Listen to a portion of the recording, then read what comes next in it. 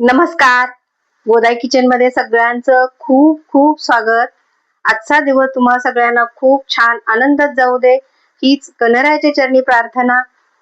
आणि आज रेसिपी काय आहे ते दाखवते, पण त्याआधी जर व्हिडिओ आवडला तर पटकन व्हिडिओला लाईक करायचा आहे आणि चॅनलवर नवीन असाल तर चॅनलला सबस्क्राईब केल्याशिवाय जाऊ नका. आणि चला आज रेसिपी काय आहे. आणि हे बघा मस्त अशी ना छान कोरमा भाजी बनवली, अगदी हॉटेलसारखी झाली आणि चवीला इतकी भारी लागते. दिसायला एवढी छान दिसते की नाही, तशीच चवीलासुद्धा खूप सुंदर अशी ही भाजी तयार होते. आणि एकदम साध्या पद्धतीने मी दाखवलेली आहे. अजिबात जास्त वाटण केलेलं नाही किंवा जास्त मसाले घातलेले नाहीत, तरीसुद्धा अतिशय चविष्ट अशी ही भाजी तयार झाली होती. घरात माझ्या सगळ्यांना आवडली होती आणि तुमच्याही घरात बघा अशा पद्धतीने केली ना की छान आवडणारच ही भाजी. तर अशी ही कोरमा भाजी आहे. आणि असा हा व्हिडिओ याच्या आधीही मी आपल्या चॅनलवर अपलोड केलेला आहे, खूप आधीचे आहे. तर त्यासाठी काय काय साहित्य घेतले ते दाखवते. तर भाज्या कुठल्या कुठल्या घेतल्या आहेत, भाज्या याच्यातल्या तुमच्याकडे असतील नसतील किंवा वाढवायच्या असतील तरी वाढवू शकता. तर 1 वाटी गाजर घेतले, 1 वाटी तोंडली घेतलेले आहेत, अर्धी वाटी मक्याचे दाणे घेतलेत आणि अर्धी वाटी मटार आहे वाटाणा. आणि इथे फरसबी घेतला आहे, 1 मोठी वाटी भरून फरसबी घेतलं आहे आणि 1 वाटी भरून फ्लावर घेतला आहे. बाकीचं एक मोठा कांदा आणि टॅमॅटो आहे. आता ह्या भाज्या आहेत ना, तुम्हाला जर डीप फ्राय करायच्या असल्या तर करू शकता. इथे मी थोड्याशा वाफवून घेणार आहे आणि मग तेलावर छान परतून घेणार आहे. तर दोन्हीपैकी तुम्ही कुठलीही पद्धत घेऊ शकता. अगदीच हॉटेलसारखी करायची असेल ना तर मात्र मग डीप फ्रायच करा. तर त्यासाठी 1 वाटी दही घेतलं आहे आणि इथे तळलेला कांदा आहे. आता माझ्याकडे तळलेला कांदा आहे. माझ्याकडे बिर्याणीच्या ऑर्डर असतात, त्यामुळे माझ्याकडे हा तयार कांदा असतो, तो घेतला आहे. तुमच्याकडे नसेल तर मात्र 1-2 मोठे कांदे असे उभे चिरून तुम्ही तळून घ्या, पण कांदा तळलेला घेणं गरजेचं आहे. आणि ह्या भाज्या आता छान उकडवून घेते, म्हणजे एक 50 ते 60%पेक्षा जास्त थोड्याशा उकडून घ्यायच्या आहेत. तर कढईमध्ये सगळं भाज्या एकत्र घालायच्या. बरं, त्याआधी ह्या भाज्या सगळ्या स्वच्छ धुवून मगच कट करायच्या आहेत. पाणी छान नितळून घ्यायचं आहे आणि मग याला चिरून घ्यायच्या. आणि आता मटार मी फ्रोझन वापरला आहे. फ्रोझन म्हणजे मी फक्त फ्रीजमध्ये मटार सोलून ठेवते, फ्रीझरमध्ये आरामात अगदी 6 महिने राहतो. तुमच्या फ्रीझरमध्ये जसा राहत असेल तसा ठेवा. आता यामध्ये थोडंसं घालायचं आहे पाणी, थोडंसं म्हणजे आपण भाज्या बुडेल इतपत पाणी घालायचं आहे. अगदीच कमी घालू नका, कारण आपण मीठ घालणार आहे आणि मीठ जास्त राहू नये यासाठी.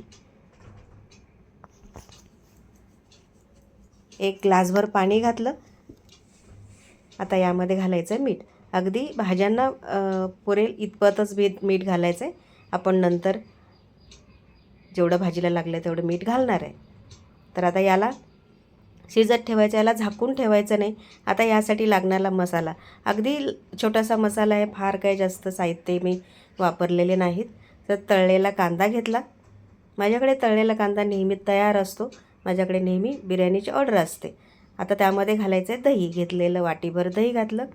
आता कोरडे मसाले, धने जिरे पूड 1 मोठा चमचा, गरम मसाला अर्धा चमचा घातला. लाल तिखट आहे, काश्मीरी आणि तिखट दोन्ही मिळून आहे, 1 चमचाभर घातलं आहे. आणि हळद घातली याच्यामध्ये 1 अर्धा चमचा. आलं लसूण पेस्ट हे माझ्याकडे तयार आहे, तेच वापरते मी. तुमच्याकडे नसेल तर आलं आणि लसूण वापरा. आता याला छान वाटून घेतलं, बघू शकता. आणि वाटताना मी घरगुती मसालाही थोडासा 1 चमचाभर तिखटासाठी घातला होता. मी घरगुती मसाला कांदा लसूण मसाला वापरते. हे बघा मस्त असं हे छान बारीक वाटून तयार झालं. आता भाज्या कशा शिजल्यात ते दाखवते.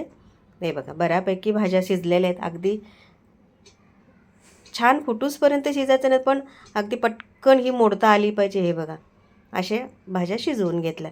10 मिनिट याला मंद गॅसवर शिजवून घेतल्या, बाजूला निथळत ठेवल्या. आता कढई घेतली, कढईमध्ये जरा जास्तचं तेल घालायचं आहे, कारण भाज्या आहेत त्या परतून घेणार आहे. तुम्हाला जर डीप फ्राय करायचे असतील तर जरा जास्त तेल लागेल. तेल जर तुम्हाला जास्त नको असेल तर मग अशा मी करते त्या पद्धतीने केलं तरीही चालेल. आता यामध्ये या उकडून घेतलेल्या भाज्या आहेत त्या सगळ्या घालून छान तेलावर परतून घ्यायच्या आहेत. वेळ देऊन परतून घ्यायच्या, पटकन काढायच्या नाहीत.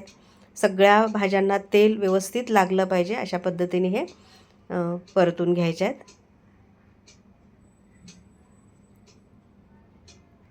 भाज्या तुम्ही बघा उकडून घेतल्यात पण अजिबात मोडत नाहीत, म्हणजे आपण अगदी छान वेळ देऊनच भाज्या परतून घेतलेल्या असतात. आता यामध्ये हे काढून घ्यायचे आहेत सगळे, हे बघा. आणि आता जास्तीचं तेल आहे, थोडंसं जास्त तेल आहे, तर याच्यातलं मी काढून घेणार आहे. एक मोठा चमचा भरून तेल मी काढून घेतलं आणि आता बाकीचे फोडणी द्यायचे. तर त्यासाठी अगदी थोडेसे जिरे घातले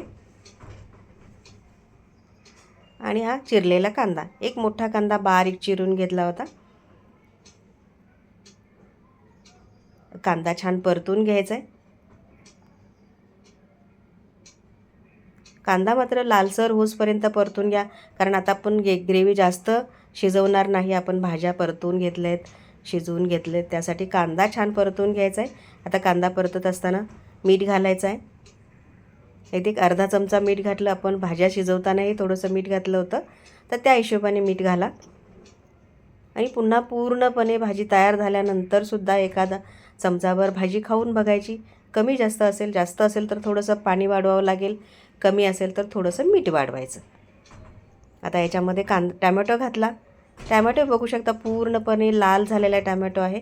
कच्चा टॅमॅटो घालू नका, पूर्ण छान पिकलेलाच टॅमॅटो घाला, कारण आपण याच्यात दही वापरलेलं आहे. शिवाय मग कच्चा जर टॅमॅटो असेल तर मात्र मग थोडंसं आंबटपणा जास्त येतो. आता याला झाकून ठेवून एक 2-3 मिनटासाठी कांदा आणि टॅमॅटो छान परतून घ्यायचा आहे. टॅमॅटो छान मऊसूर झाला पाहिजे, त्यासाठी परतून घ्यायचा. आता चमच्याच्या साहाय्याने बघू शकता अशा पद्धतीने थोडासा मॅश करून घ्यायचा टॅमॅटो.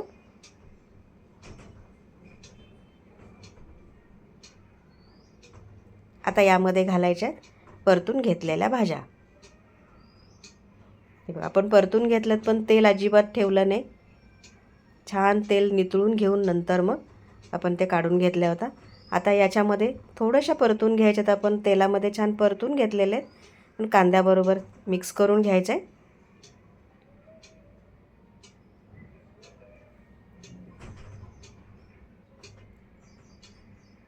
आणि यामध्ये घालायचा आता वाटलेला मसाला जो आहे तो घालायचा. मंद गॅसवरच हे परतून घ्यायचं. आता घालायचा मसाला जो वाटून ठेवला होता. हा सगळाच मसाला लागणार आहे आपल्याला. अर्धी वाटी तळलेला कांदा, 1 वाटी दही, याला एवढा सगळा मसाला लागणार आहे. याला छान मिक्स करून घ्यायचा आता मसाला टाकलेला.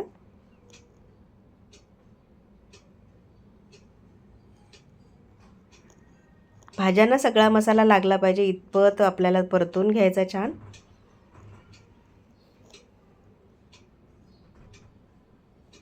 थोडंसं वेळ देऊन करायचं, म्हणजे भाज्या कशा अगदी छान रुचकर होतात. भाज्यांना चांगला मसाला लागला पाहिजे, यासाठी छान परतून घ्यायचे आहेत. आणि आता यामध्ये घालायचं आहे आपण मसाला वाटलेलं पाणी. भांड्यामध्ये थोडंसं मी पाणी घेतलं, इसळून घेतलं भांडं, आणि तेच पाणी याच्यामध्ये घालायचं आहे. कोमट पाणी होतं हे. रस्साभाजी करताना मी नेहमी सांगत असते, पाण्याचा वापर हा कोमट पाण्याचा किंवा गरम पाण्याचाच वापर करा. आता मिक्सरच्या भांड्यामध्ये काढायचं होतं म्हणून थोडंसं कोमट पाणी घेतलं. आता वरून छान कडकडीत उकळलेलं पाणी घातलं. आता रस्सा तुम्हाला जास्त जेवढा घट्ट पातळ पाहिजे अशा पद्धतीने करायचा, कारण हा कोरमा आहे तो थोडासा घट्टसर असतो. हॉटेलमध्ये जर आपण गेलो तर कोरमा किंवा व्हेज कोल्हापुरी व्हेज हंडी असं जर मागितलं तर थोडंसं असा घट्टसरच हे भाजी मिळते. तर याला झाकण ठेवून एक 5 मिनटासाठी सगळे मसाले एकत्रित शिजण्यासाठी ठेवून द्यायचं. आणि बघा छान अशी उकळी आली.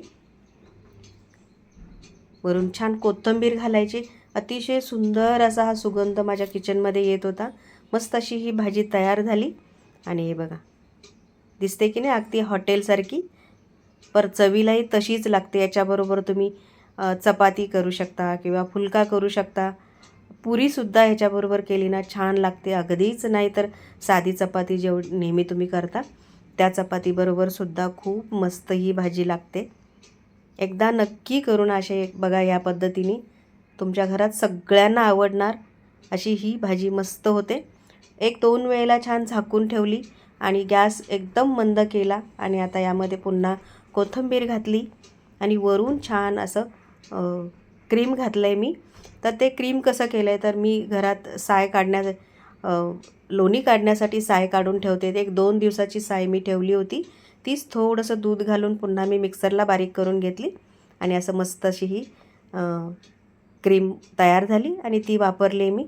तुमच्याकडे तुम्ही रेडीमेड आणणार असाल तर तरीही चालेल, पण क्रीम घाला म्हणजे छान लागते ही भाजी. रेसिपी आवडली असेल तर लाईक करा, शेअर करा, चॅनलला सबस्क्राईब करा